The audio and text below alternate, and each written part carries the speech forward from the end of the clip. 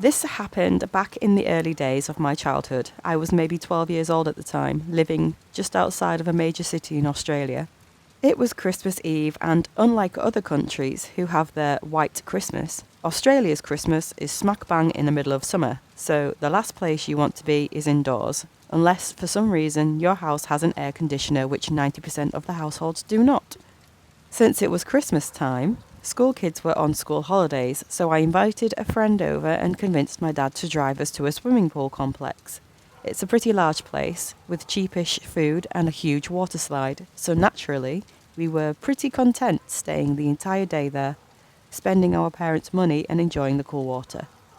It started getting later in the day and we were told we had to go soon. We begged and pleaded to stay a little while longer, which led to a compromise that we would have to walk home if we didn't want to leave now, which we'd actually done a couple of times since the pool complex wasn't too far from my house.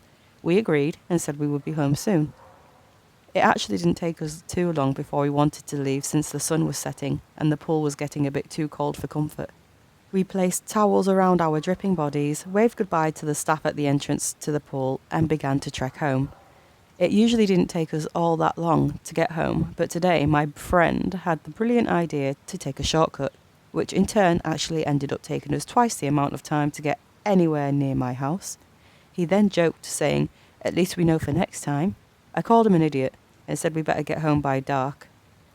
So we were now really getting close to my house, and in fact it was dark by this time. My phone was flat, so I was trying to speed walk as fast as I could, as I knew my parents would be wondering where we were. The shortcut we were on took us through some very dark and isolated streets. The suburban roads were narrow with street lights stretched apart, leaving long dim spaces of darkness. This was when we heard a car pulled into our street. It was around 100 metres behind us. As it got closer to one of the streetlights, we could see it was a rusty blue van. And wait for it, it was covered in Christmas decorations. We immediately laughed and exchanged peculiar glances. Our faces turned to a more perturbed nature when the van started slowing down as it approached us. We heard a husky voice call out to us. I didn't quite hear what he said, but he was clearly trying to get our attention, and he definitely had it. Finally got a look at this guy now, and wow, the smell was the first thing to hit our senses. Try to imagine rotten bananas mixed with a heavy scent of alcohol. I don't know why I said bananas, but that's honestly what it smelled like. He was wearing a Santa hat and asked us if we'd been good this year. He then reached into the back of his van and pulled out a red box that had been wrapped like a Christmas present. He then gestured for us to come closer. We said we really needed to get going as our parents would be wondering where we were. He then pulled the greasiest smile I'd ever seen and offered to give us a lift to our house, and not to his torture chamber. This guy must have been pretty intoxicated to think that we were going to actually do this and it would work. We said no thank you, as our house was just a few blocks over, and sped up our pace. We thought that this would make the guy go away, but he slowly cruised on the right side of us, trying to persuade us to get into his van, saying he had loads of presents in the back that he doesn't know what to do with. My friend started getting a little impatient and told the guy that we didn't want his greasy presents. This seemed to piss him off, and he told us we'd be on Santa's naughty list. He then drove 10 metres in front of us, swung his passenger door open, and said, "Look, the present is on the seat. If you take it, you can take it. I don't mind." We were now staying as far away from this guy's van as possible, staying off the path and into people's lawns as we were walking. When we reached the point where we'd be walking past the van, I shit you not, we heard someone sneeze from the back of the van. My eyes locked onto his, and I pulled out my phone, my flat phone, and said I was calling the police. He spat on the ground in front of us and sped off down the road. We then bolted down a side route I knew took me directly to my house. Our adrenaline kept us fueled enough to run all the way home. When we got to my driveway, we agreed not to tell my parents, as they wouldn't let us go out at night again if they knew this had happened. I kind of wanted to tell them, but my friend insisted that we should keep it quiet and never take that shortcut again. We never did see that man again, and I hope no one fell for those presents he was offering. So, greasy Santa guy, let's not meet. My father moved to Manhattan from Peru in 1970. One night during this time period, he was out at a bar with his friend Carlos, also from Peru. Sometime during the night, they were approached by a well-spoken, friendly, nicely dressed American man. He offered to buy them a few rounds, and they spent a few hours drinking and talking. After a while, the man invited them back to his apartment, somewhere on the Upper East Side, to keep drinking and hanging out. My father instantly and instinctively was not into this idea, but Carlos, drunk and chasing more free drinks, stupidly insisted that they take him up on it. They arrived at the apartment, and after an hour or so, Carlos was passed out, sitting up in the man's reclining chair. Everything had been fine, but my dad was never comfortable with the idea, and now he knew it'd be even more complicated with Carlos passing out. He decided he wanted to go to the bathroom for a minute to splash some water on his face and sober himself up. When he stepped inside, he immediately noticed a large pair of scissors sitting on the sink. They were way larger than any normal household pair, and he compared them to something you'd see in a hospital. He told me that at this moment, his entire body was overtaken with instinct, and something inside him made him pick up them scissors and put them in the waistband of his pants behind his back. When he walked back out into the living room, he found the man with his hand on Carlos's leg. He asked him what he thought he was doing and said that they were leaving right now. The man just told him to relax and keep drinking, but enough was enough, and my father was insistent. At this point, he said that the man's face dropped, his voice lowered, and his whole demeanour changed. "You're not going anywhere," was the reply from the man as he produced a large knife from a pocket of his own. Upon this, my father pulled out the scissors from behind his back and locked eyes with the man. They stood tensely for a moment as my father explained in words or less, "I've got scissors and you've got a knife. If you come for me, I'm getting you too." The man, realising the stalemate, put the knife down and said, "Get the hell out." My dad shook Carlos awake, practically carrying him to his feet, and pushed him out the door, never taking his eyes off the man or his hands off the scissors. He said the man stood in the doorway and glared at them as they backed down the hallway to the elevator. So, possible murderer, and God knows what else, in 1970s Manhattan? Let's not meet. I worked at a beauty store, and today an older man with a white beard came in. I greeted him and asked if there was anything I could do to help him. He stuck his hand out and said, "Hey, I'm Santa Claus." I go to shake his hand as I laugh uncomfortably. As I try to pull my hand away, he stops shaking my hand and just holds it, and then proceeds to tell me about how he's popular in the next town over as Santa Claus and how their local beauty store knows him very well. He held my hand for a solid 2 minutes as he told me about his stories of being Saint Nick. He finally let me go after I tried pulling away several times, and then finally asked me where the coloured hairspray was so he could make his beard appear whiter. After helping him, I took him to the register to ring him up, and as I tell him his total, he hands me a card with a picture of Santa Claus on it that said, "Happy Holidays." I take it and say thank you, and then he pulls out another card but keeps it face down. He then says, "Now this one is my pride and joy. When I give this to you, I want you to keep it for yourself and not show anyone. Not your husband or your boyfriend, nobody." I was so uncomfortable that all I wanted was for this man to leave the store. He made me promise I wouldn't show another soul, which made me even more uncomfortable. I nervously take the card in hopes that he would leave sooner. I quickly turn the card over and glance at it. Thankful, it was just a picture of a wax bottle that said Pride, and a dish cleaning bottle that said Joy. The jokes seemed like innocent dad jokes until what he said next. He then proceeded to ask me how long I've been working there and what days I work, and then what hours I had. I just answered by saying I'm not sure, over and over again, since I find those things to be personal information. He then asks me how many other girls work at the store. I told him I didn't know, as I told him his total for the third time. He finally hands me the money, and I give him his receipt and his items. He then asks me if I'm married. I tell him no, but I do have a boyfriend. He says to me, "You should just stay single. That way, you'd be able to please every man." I look at him with disgust and I tell him, Okay, sir, you have a nice day. He then looks me in the eyes and says to me, you stay safe out there. I'm serious. And then walks out of the door. Dear Mr. Santa Claus, the only person I need to stay safe from is you. Let's not meet again. This happened to my very close family friends on Christmas Day a few years ago.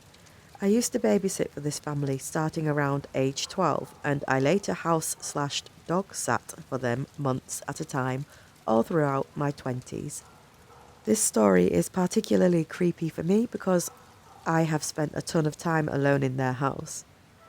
So, this family is enjoying a stereotypical Christmas Day evening in the family home. It's winter, and so it's very dark very early. It's a drizzly, wet, foggy night outside. It's a large family with all the kids are grown in their 20s and 30s, most with their jobs out of state. But everyone has come home to be together for the holidays. Siblings are busy playing with the Christmas loot, TVs are all on, Christmas music is playing, food is being cooked and eaten, and there's lots of laughing and talking. This goes on for many hours. The youngest daughter spots her dad standing in the middle of the courtyard outside in a black hooded sweatshirt.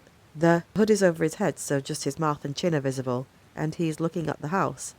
She casually calls over to her mum, who's in the kitchen, to go check on Dad because it seems like he needs help with something in the yard. Except Mum says that Dad is in the bedroom taking a nap.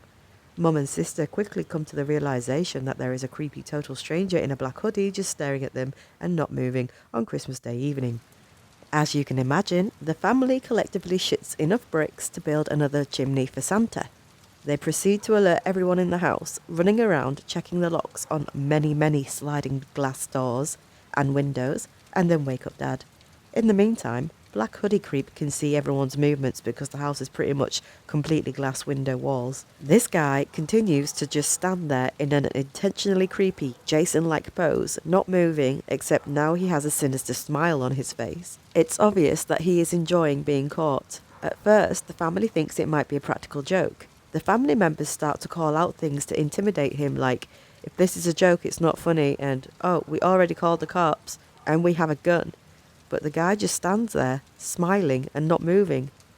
Then suddenly, he rushes up to the glass and starts pounding on it, not saying a word, his face still obscured by the hood. Obviously, he is intentionally trying to scare everyone, if not break into the house, and now the family really does call the cops. After pounding on the glass for a good while, he runs and hops the fence near the home's trash cans and heads to the neighbour's yard. The neighbours are also good friends, so the family calls to let them know what is happening, but they never see the black hooded man. The cops arrive within minutes and take statements, check all the neighbouring houses, but never find the guy. Not long after, the family had their courtyard area completely remodelled, including a new security and light system. The scariest bit of this story, for me, is that they have no idea how long this guy was just standing there, watching them, while they were enjoying their Christmas. Okay, so this happened to me about 9 years ago while I was 9 months pregnant. I was Christmas shopping at the mall with my then 7 and then 15-year-old daughters one Saturday night in a very safe city with a very low crime rate. There was an Applebee's connected to the mall and we ended our shopping pretty late and the mall stores were starting to close. So I took my kids to the connected Applebee's for a late dinner. We finished up eating about 10 p.m. and leave the Applebee's entrance into a practically deserted parking lot with lots of shopping bags in tow. As we got to the car, I was in the middle of manoeuvring the shopping bags on my arms to find the keys when a 50-year-old crusty-looking guy starts walking up from somewhere in the parking lot with shaggy grey-white hair and a faded flannel shirt and old jeans. I noticed him briskly approaching when he was about 40 feet away and then he said, "This is a stick-up. Give me all your money." My blood ran cold and I stared at him owlishly and shakingly and then said, "What?" He then said he was kidding and came and stood right next to my daughters who were standing on the other side of the car waiting for me to unlock it to let them in. He then starts making small talk with me and my girls. He's asking things like if they were being good for Santa, how old they were, if we got all of our Christmas shopping done, what kinds of things we'd got. He didn't seem high or drunk or slow or mentally challenged at all. He was very coherent and seemed very sound of mind. Mind you, I was a heavily pregnant woman alone with my 2 daughters in a mostly deserted parking lot at 10 o'clock at night who was being approached by a stranger who came and stood right next to my kids on the other side of the car, just shooting the breeze, talking to me and my kids with his hands in his pockets and occasionally looking over his shoulder. I didn't really want to aggravate him, so I was politely conversing with him and trying to look calm and nonchalant while trying to disguise my frantic hands digging inside my giant purse for my car keys. This exchange went on for a couple of minutes while he periodically kept looking over his shoulder. I was silently panicking and trying to remain polite, keeping the situation from escalating by calmly and nonchalantly talking to him while also trying in vain to find my damn car keys to get us out of there. They were in there hiding good. I felt that at any moment he was going to pull a knife or a gun and rob me, and my kids were right next to him, away from their mother on the other side of the car, and I couldn't find my fricking car keys to get my kids into the car and safe. He kept trying to engage them in conversation, and I could see that my oldest daughter was a little weirded out, and she kept glancing at me to gauge my assessment to this situation. Kids often tend not to recognise potential danger when they are with their parents, since they see us as their protectors. And being that he was only talking and acting friendly, and I was doing my best to stay calm, they were oblivious to the alarming situation we were all in. And being that I was 9 months pregnant, and I was definitely no match for this full-grown man, especially if he was hiding a weapon on him. While still desperately digging for my keys, I was trying to politely give him hints that the conversation was over by saying things like, "It's been nice chatting with you, but I gotta get these kids to bed," and "It was nice meeting you," and telling my girls to say that it was nice to meet him too. Then I suddenly felt this sinking feeling of dread when I realised that I may have lost my keys in the mall and that we were stuck outside with this strange man who kept looking over his shoulders and was showing no signs of walking away, and I was thinking that he was waiting for the perfect moment to pounce. All he had to do was grab one of my girls and threaten their life, knowing that it would make me do whatever he wanted as long as he wouldn't hurt them. I started to feel my adrenaline start to spike, and my head and heart and stomach were doing flip-flops, and I felt like that at any moment shit was going to go down, as the gravity of realising that there were no other people or witnesses around and that we were totally alone with him, the odds were stacked against us and that he had his chance. Then, all of a sudden, he was like, "Oh, okay. It was nice talking to you. See you later." And then he just walked off in the same direction as to which he came. It wasn't until then I found my car keys, and I unlocked the door and told my kids to get in fast, and I got in too and locked the door and started the car and drove the hell out of there. My 15-year-old lightheartedly and jokingly said, "Okay, that was weird," and laughed, and I was overwhelmed with relief. And then I was confused over what just had happened. I thought to myself, why the hell would a guy of seemingly sound mind think it is totally acceptable to just go out of his way to approach a woman and her kids in a deserted parking lot late at night just to chit-chat? But being that nothing bad happened, I brushed it off and joked about it too. When we all got home, my husband greeted us and asked us how shopping went, and I said it went well, and my 15-year-old told him about what had happened in the parking lot and how weird it was, and was kind of joking about it.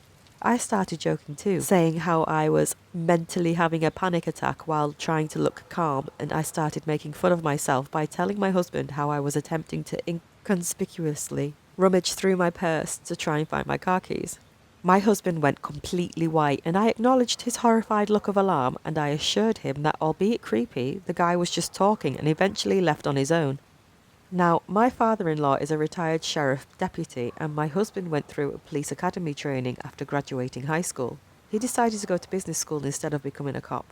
And being that the knowledge he gained from that, plus growing up with a cop for a dad, I found out why my husband looked absolutely horrified when I told him the details. What my husband told me completely rattled me to the bone. My husband told me that he was 100% sure that the reason why the guy was hanging around us and chit-chatting was because he was waiting for me to unlock the car.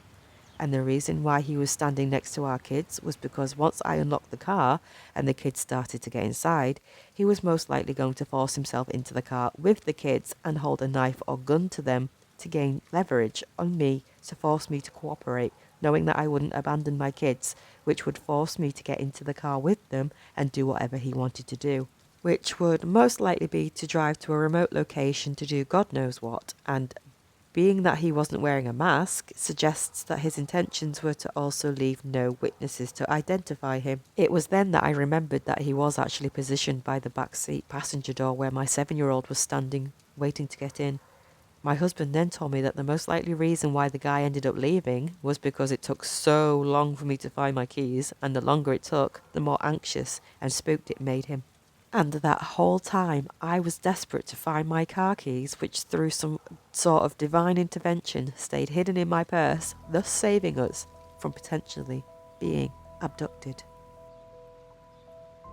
Hey guys, thanks for listening. Click that little notification bell to be alerted of all future narrations. I try to do a video once a week and hope to do more as the channel grows. If you've got a story, be sure to submit them to my subreddit at r/LukjanovArt. If you want to support me even more, please hit that like button and subscribe. Thank you so much, guys.